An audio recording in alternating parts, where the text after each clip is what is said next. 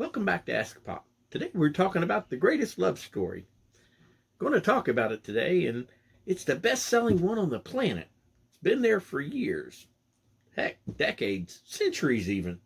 You guessed it, and wow, what a book it is.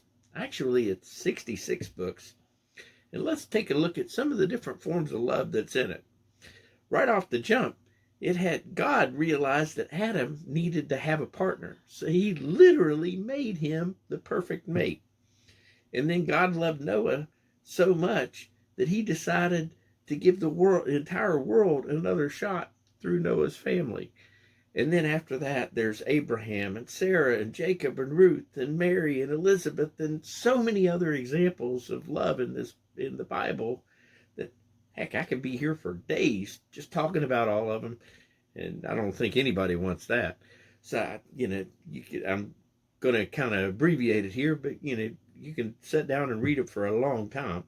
But in short, the Bible's made up of God loving the world so much that He sent His only Son down here to save the world, not to condemn it. He sent Him to be the ultimate sacrifice, to take on the sins of the world, so that we could be in the presence of God. That's the unconditional love of a father. And it's quite literally the best example of love that could ever be given.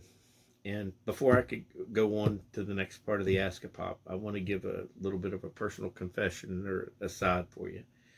Whenever I'm in a position where I feel as though I might have been wronged or taken advantage of a little bit, and I start to get a little angry, and before I get that's not fair, starting to crank up and start getting a little angry and start to consume me, I'll stop and I'll think, how not fair was it for Jesus to take on the sins of the world when He didn't have any of His own?